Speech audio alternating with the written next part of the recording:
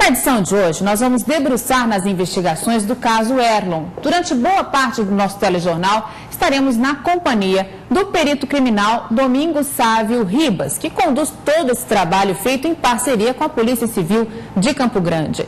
Boa tarde, Sávio. Boa tarde. Falando nesse trabalho, só para a gente explicar aos telespectadores como é que funciona, né?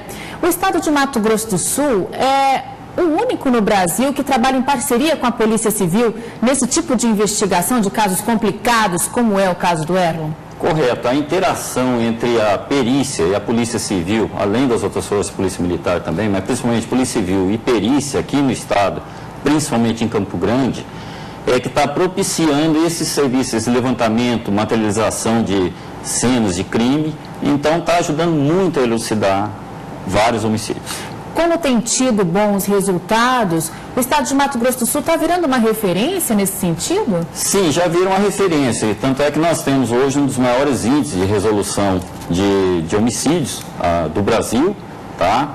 E graças também ao trabalho da perícia, está participando juntamente nas investigações. Essa comunicação com a Polícia Civil, entre a perícia criminal e a Polícia Civil, ela é muito importante?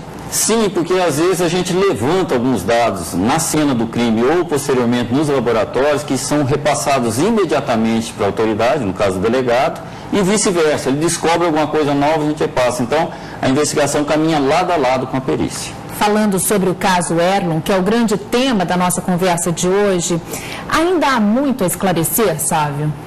Nós estamos, os autores, pelo que a delegada já relatou a todos, já estão praticamente definidos. Agora vamos ver a participação de cada um dentro do ocorrido. Depois da prisão de 3 suspeitos no envolvimento da morte do empresário, a preocupação da polícia é encontrar a arma que matou o rapaz. Conforme a delegada Maria de Lourdes Cano, que investiga o caso, essa arma pode ser encontrada ainda hoje. Temos todas as equipes de policiais civis da DEFURV nas ruas e temos informações contundentes que essa arma de fogo estará sendo localizada e apreendida nas próximas horas. Além da questão da arma que está sendo procurada pela polícia e que foi falada aqui na reportagem, tem o celular do pai do Erlon, em que foram deixadas gravações pelo próprio Erlon antes de ser executado. Nós fomos ao Instituto de Perícia para mostrar para você como que funciona esse trabalho de investigação. Pode rodar. O caso Erlon continua sendo investigado pela polícia e uma das partes cruciais deste trabalho é feita bem aqui, no Instituto de Criminalística, onde são analisados os materiais que podem revelar um pouco mais do que aconteceu com o empresário. E uma das análises é feita bem aqui, no Núcleo de Perícias em Informática.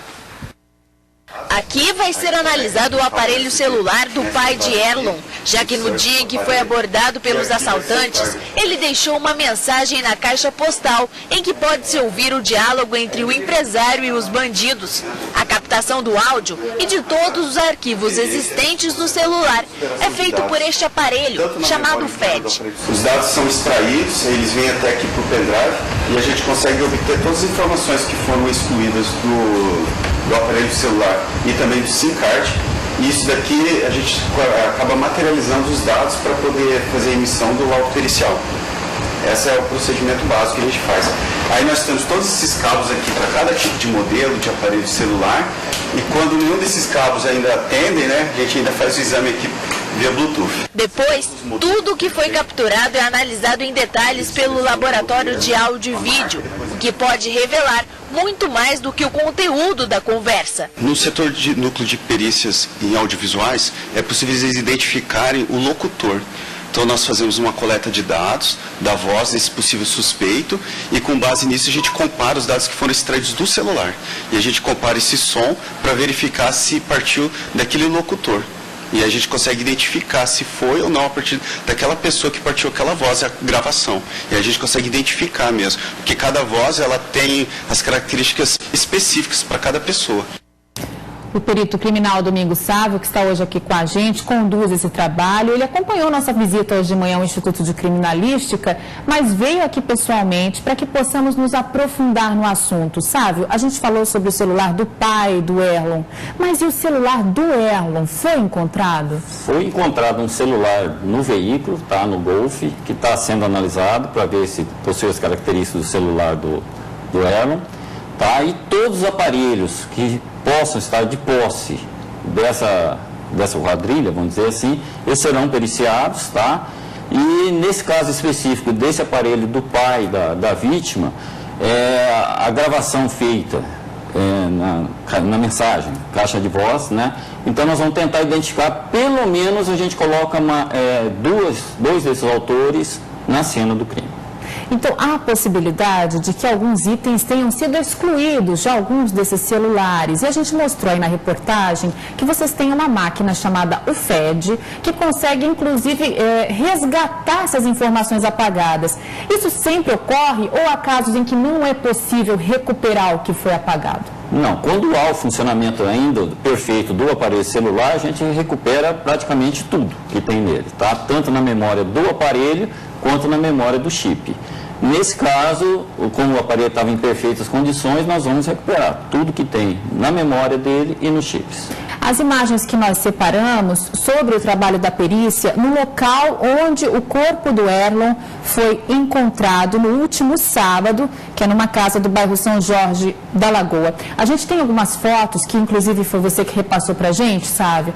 Elas vão aparecer aí. Essa é a entrada da casa, né? Essa é a fossa antes dela ser aberta pela retroescavadeira. Quer dizer, nessa foto, o corpo do Erlon ainda estava lá, né? Ainda estava lá. Isso aí foi o início, tá? Para a gente mostrar a preservação, o que foi encontrado, tudo, como estava a cena, né?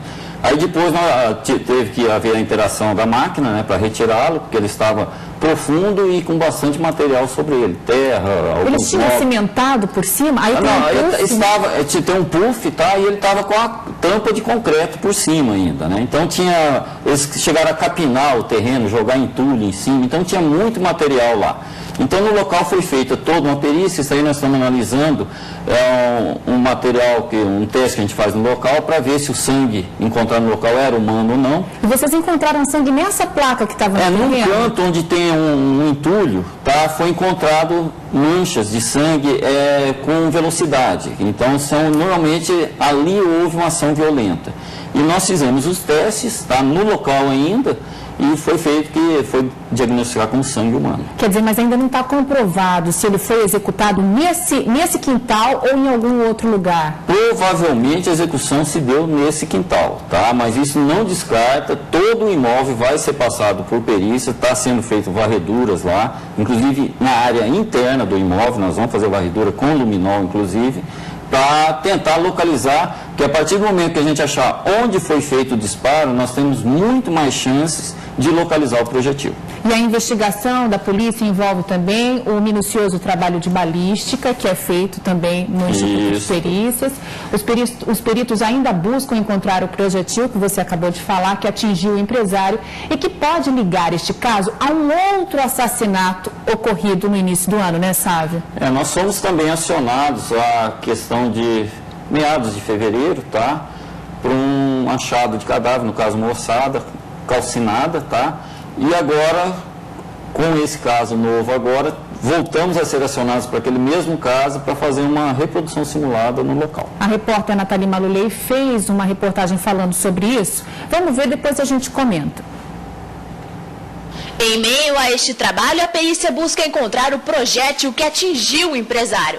Uma unidade que pode ser parecida com esta aqui. Algo que deve ser a ligação entre este crime e um assassinato que aconteceu em fevereiro deste ano. A vítima seria um homem que tem entre 20 e 28 anos. A ossada do jovem, praticamente carbonizada, foi encontrada pela polícia em um terreno baldio próximo ao aterro sanitário de Campo Grande. A análise dos peritos revelou que o rapaz teria sido morto aproximadamente 5 dias antes dos ossos serem localizados. Eles descobriram ainda que o autor teria cometido o assassinato e voltado ao local para atear fogo no corpo. A hipótese é de que o crime seja um latrocínio, roubo seguido de morte, e o assassinato teria sido por arma de fogo, já que havia uma perfuração no crânio da vítima. Um dos 3 jovens acusados de ter roubado o veículo de Erlon e assassinado o empresário assumiu a autoria deste outro crime. De acordo com o perito, o encontro dos projéteis tanto de um caso como de outro vai confirmar se existe uma ligação entre eles. Quando as unidades forem localizadas, essa constatação vai ser feita aqui no laboratório de balística. Este microscópio de microcomparação balística permite confirmar se os projéteis foram disparados da mesma arma. Quando um projétil passa por um cano de uma arma de fogo raiada, ele grava microestriamentos e ranhuras únicas, que são só daquela arma. E, mediante coleta de padrão, é possível, no confronto balístico, averiguar que o projétil questionado foi exclusivamente percutido pela arma de fogo. Então, Sávio, pelo que eu entendi aí, é como se fosse uma impressão digital. Cada bala ela é disparada e fica com uma marca, é isso? Cada arma, ela deixa a impressão digital na munição que ela espelha. Não importa se é da mesma marca. Não importa. Cada uma tem uma marca. Cada uma, você pode pegar a fabricação, a série é compatível, um número que seja, o raiamento já é diferente. Isso é um dispositivo de segurança? É um dispositivo que na hora que são feitas na fabricação do cano da arma, no próprio processo industrial já impele essas marcas na arma. A gente fez essa ligação aí, né, do crime do Erlon com a possibilidade de ter sido a mesma quadrilha que executou aquele corpo que foi encontrado lá no lixão, aquela ossada, mas a identificação dessa ossada ainda não foi feita.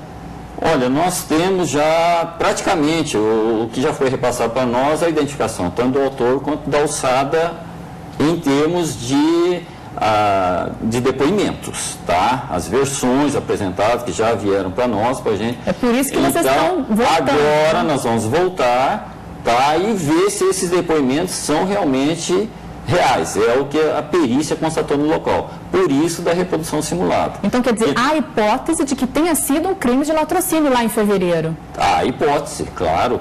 Então, a confissão existe uma confissão de uma dessas pessoas que está presa, já confessou esse crime. Só que nós vamos ver se o que ele diz realmente é o que a perícia encontrou.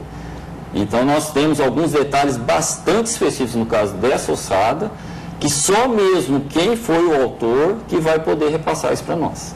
Como cidadão de Mato Grosso do Sul, você que trabalha, lida com essas situações todos os dias, né? Você sente, assim, insegurança, como cidadão mesmo? Porque quando a gente vê crime de latrocínio, a gente fica com medo, né? Que aconteça com a gente. Não, o que eu digo é o seguinte, eu já atuei em alguns outros estados. Nós aqui não que a repercussão e a divulgação nossa aqui é muito boa. Então, nós temos os dados estatísticos nossos são ótimos. Esses tempos nós estávamos com problema, o pessoal falando, a cidade mais violenta no trânsito. Não é. É que nós temos a melhor estatística de trânsito. Então, nossos dados são reais. A parte de homicídios, nós resolvemos praticamente a maioria dos homicídios. Então, eu não tenho receio. Acontece que aqui é muito bem divulgado, o trabalho da imprensa é perfeito nisso daí, a cobrança em cima da polícia é atuante e a polícia responde elucidando. Então, acho que esse conjunto, apesar da pessoa achar que é violento, não é violento, são solucionados. É que nós temos casos específicos, bem trabalhados, bem pesquisados e que sempre tem solução. Tá certo. Eu conversei aqui com o perito criminal que conduz as investigações do caso Erlon Domingos Sávio Ribas. Obrigada pelas informações. Obrigado a vocês. Boa tarde, Prazer Sávio.